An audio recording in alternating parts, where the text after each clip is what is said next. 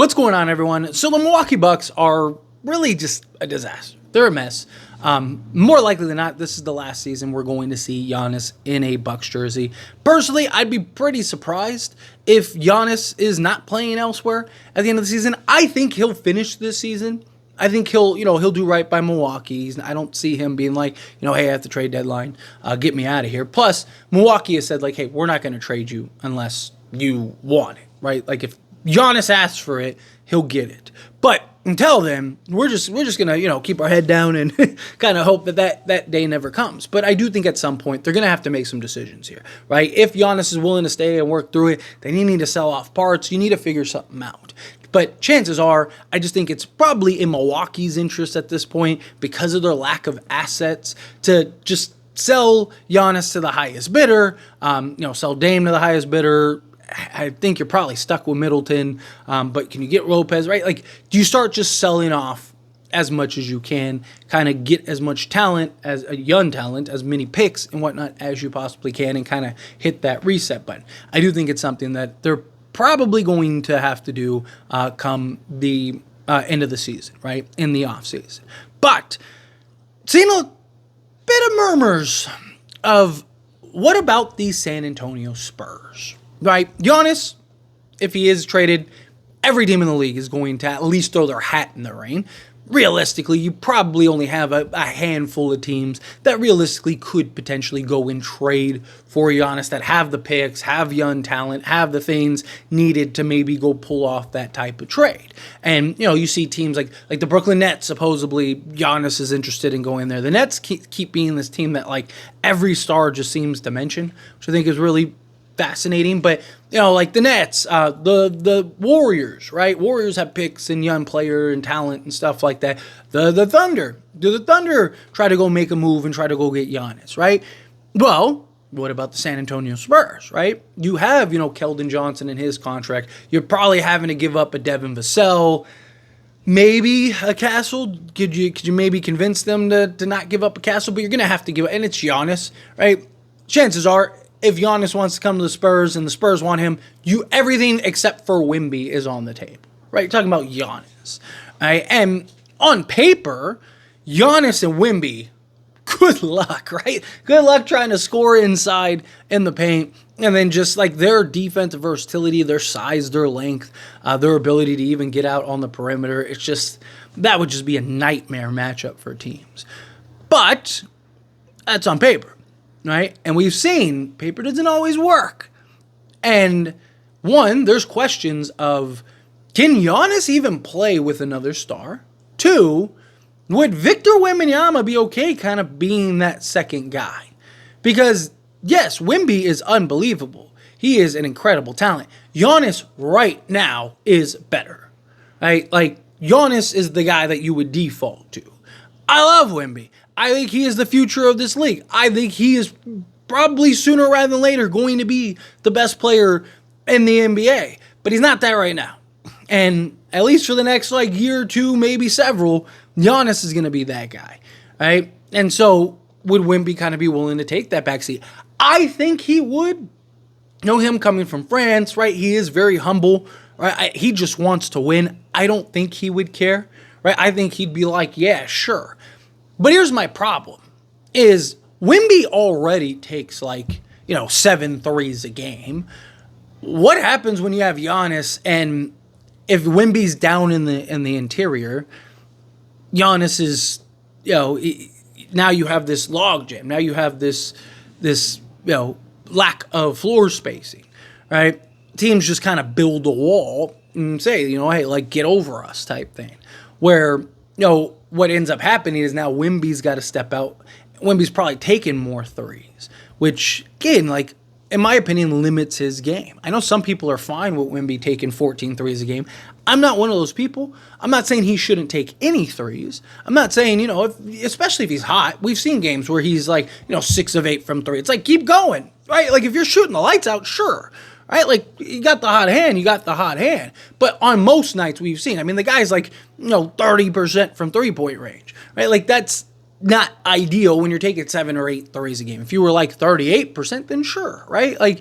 But also I don't want to see Wemby, because he's such a mismatch on the interior. When he gets the ball within 15 feet, there's no stopping the guy. The guy literally can just go gadget, arms into the basket, Space Jam, Michael Jordan arm extension, right? Like, you can't stop the guy when he's around the rim, and I don't want to see that lose. Something that I've talked about, though, because Wemby really wants to win, and he's made that abundantly clear, and he's so cheap right now. If you're the Spurs, do you just make a push now? Right? Like, if you can squeeze out a championship or two before Wemby actually becomes money, why wouldn't you? Right? Like, if you could go get, like, keep Chris Paul, right? You go get Giannis, right? You got Chris Paul, Harrison Barnes, Giannis, and Victor Wembanyama, and then, go get some 3-and-D 2 guard. Right, like at that point, even in the offseason, if somebody like Gary Trent Jr. or something like that, right, like just somebody that could slot in, and ideally you'd want somebody that maybe better point of attack to kind of take pressure off of Chris Paul. But between Giannis and Wemby, and then even Harrison Barnes, right, and it's just a lot of size and length, in my opinion, right. And I mean, you have Champagnie. Can you keep Champagnie? I mean, you could just do that. Right, if he continues to play the way we've seen, I mean, you could have a starting five like Chris Paul, Champagnie, Harrison Barnes, Giannis, and Victor Wembanyama. Pretty good, right?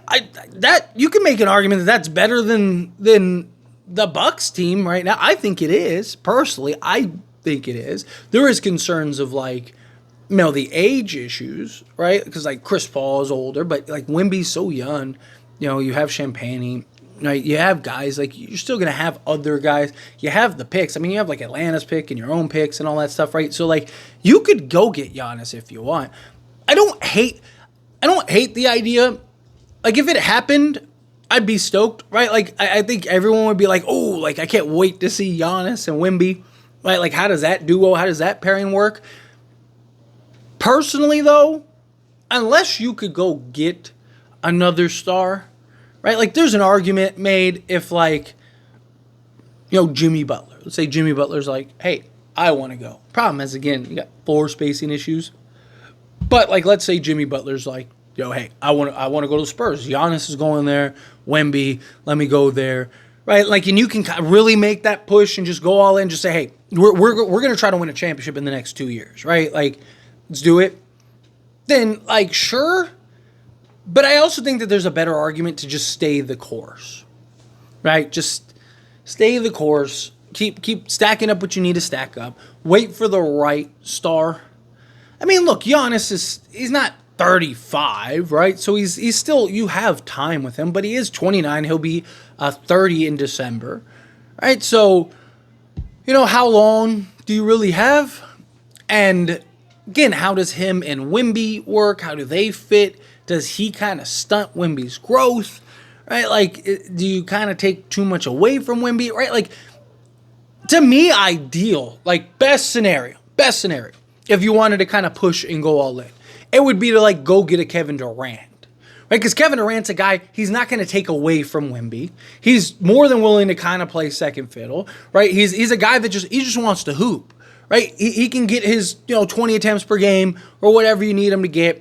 Dude's going to go get you 30 a night and would just slot him beautifully alongside Wemby, right? Like somebody like that, somebody that's going to come in and not take away from Wemby, but kind of add to and maybe even make Wemby better. Because Kevin Durant's a guy that, in the pick and roll, he's one of the better pick and roll guys in the league, right? Like, so I like that to me would just be best case scenario. I do think there's like an argument for like a Trae Young, right? Like, because he's a guy that, he is very unselfish in sense, but he's also the system, right? Like, you're giving him the ball and everything's kind of running through him. Like a Devin Booker becomes available. That's the problem. It's just like, unless like an Anthony Edwards is like, I want out and want to go to the Spurs. I just think you stay the course. I really do. I think you just stay patient. Don't try to jump the gun too much. Obviously, look, if you have a genuine opportunity to get Giannis, and it's like it's something that you can maybe really pull off, it'd be kind of hard to say no.